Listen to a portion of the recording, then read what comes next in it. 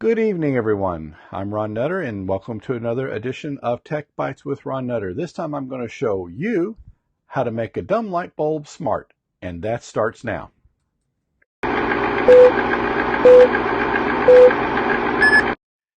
This is one that had been on my radar for a little while to do, and well, we've all had things we just hadn't gotten around to it. So let me show you what we're going to be working with today. And for those of you on the podcast, bear with me. You'll have to use your imagination a little bit, and then when you've got time, look at the at this video over on YouTube. This little gem right here is called Slampher. This is from the good folks at Sonoff, who have been very good in sending different devices for me to look at. Now, this is an interesting little gem. I've tried using an LED bulb in it, and the base here was just enough different that it wouldn't screw in and make contact. So, of course, why would you take an LED bulb that already had smarts in it and put it in this? That's kind of a double negative, but I did it just for curiosity. This is specifically made for either the tungsten bulb like this, or there's probably several fluorescents that will fit in, but it should securely snug in. Would suggest several things. Number one, when you're getting ready to do this, make sure the bulb is firmly screwed in base. Now, don't give it a King Kong grip, because you probably may find the glass shatter in your hand, and we don't want that. When you get ready to put this into an outlet, make sure whatever fixture that you're putting it in is turned off. And please don't stick your fingers down in it to find that out. Use a voltmeter or use another bulb. Now, once you've got it in there, you can go ahead and turn the power onto it. And as soon as things are up and running, okay, I may have had it. It may have been right in the other direction here. I'm looking for a little LED to, there we go. Okay. It's hard to place to see, but you'll see like a little grill over here, and that's where you'll have to look kind of down at that, and you'll see a LED start to flash.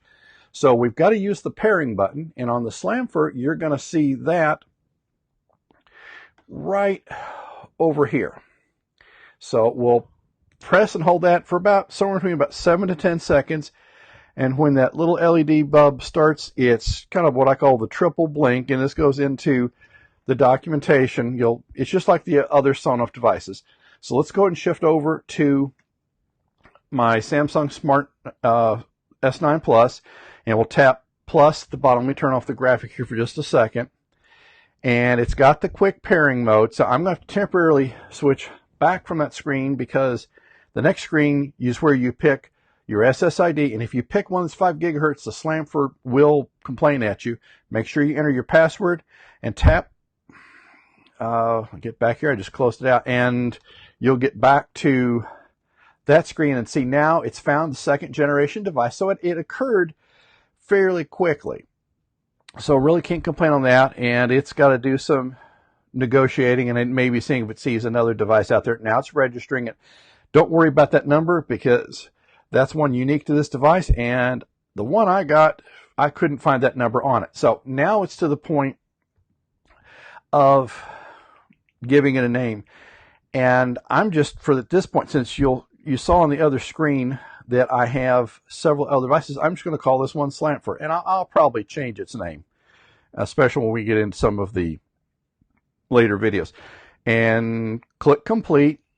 Now it's going to connect to Wi-Fi. It's going to take it just a second or two, and it should, all intents and purposes, looks like, yeah, it's already turned on. So I'm going to hold this a little bit off camera, and we'll tap. Okay, see now, so it's already responding. Now we'll go into the button properties. You notice here it says firmware can be upgraded. So it says please go to device settings. So we'll tap on the little 3 button that's up here, and we'll go to setting, and see it's already showing us what it says. The firmware that's in here is 1.62, and 1.81 is newer.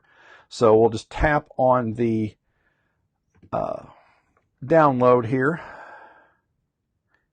and okay, firmware update, yes, may cause device status change, and my response is, yeah, I think, but okay, it's, so it'll take it just a second here, but really that is okay, and I just tried it again because it wasn't really telling me. And so it says it is updating. So do not do repeatedly. Okay, well I guess if you try to get too many downloads going, but that should take.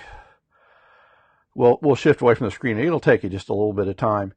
And of course, now at least this one tells you. Now this is a good indication right here, and I should have gone back to this screen.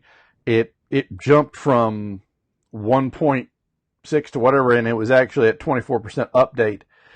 And I look down at the bulb here, and it's already repaired with Wi-Fi. We'll go back into settings, and it shows you that it's already on the latest version. So that, before you really start using it, is one of the first things that you should do, is get the firmware updated.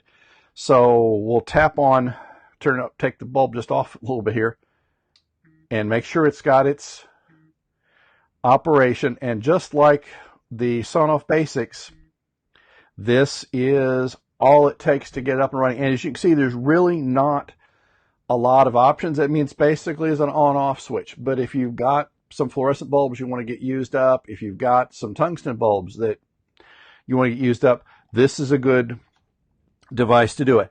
And as you can see here, there are schedules that you can put together, and we can have it, when you turn it on, turn it off, and we'll go back over here to the main screen. We can have a countdown timer, how long it's turned on before it turns off. You can share it with somebody else to let them control it.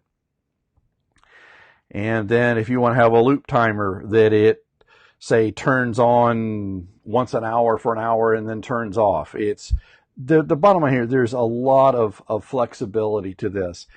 And just like we've seen with the others, and let me go back here to the main screen, you can see I've got other devices from Sonoff also in my configuration. And when they're grayed out, like the first and third ones are, like this one and this one, it is not seeing the device on the on the network. So if the device thinks it's got power and you're not seeing it in the control program, first thing to do is power off the device and back on, because especially if you've had a power outage recently, then this may be confused.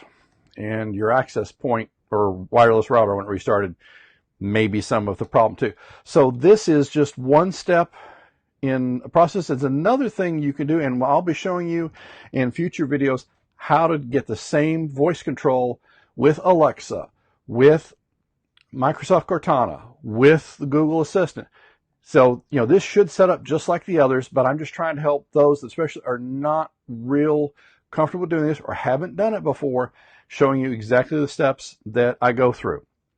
So this has really been a very easy device to handle. I was a little unsure the first time I set it up, mainly because of when I wanted to flip over to this screen and show you what was going on, that if I would lose my connection, but it stayed tried and true. So this is really, it's not a bad device, and especially if you've had problems with bulbs blowing prematurely, and if you do have that happen a lot, either if you're comfortable using a voltmeter, make sure you don't have higher than normal voltage. And when I say higher than normal, if it's above 120, you may want to have an electrician come in, because that is a sign that too much power may be coming to it.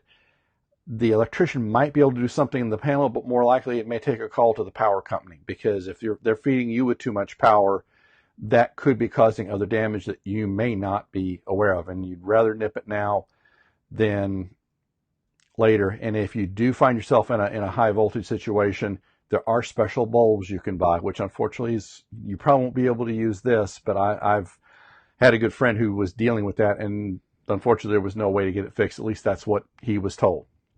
So anyway, this really is very straightforward to set up. There is, there's some screws where if you really are curious and want to go on the inside, you can. I wouldn't. I would leave it alone. But let's see. According to the stats here, yeah, it says 2.4 gigahertz only. It can control up to 2 amps. So you could use, I've got a 60-watt bulb in here. Do you need a higher one? I don't know, because what you have to think of is, especially if it's in a ceiling outlet, the heat's going to come up and it's going to be hitting this. So do you necessarily want a high wattage bulb sitting in it? Because this is going to get warm over time. So that's something to think about.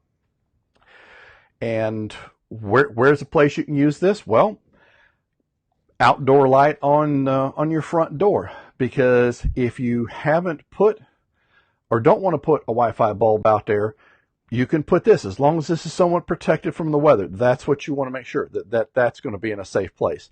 Other than that, there's really, I can't think of any place you wouldn't want to use this. This is not technically rated for outdoor.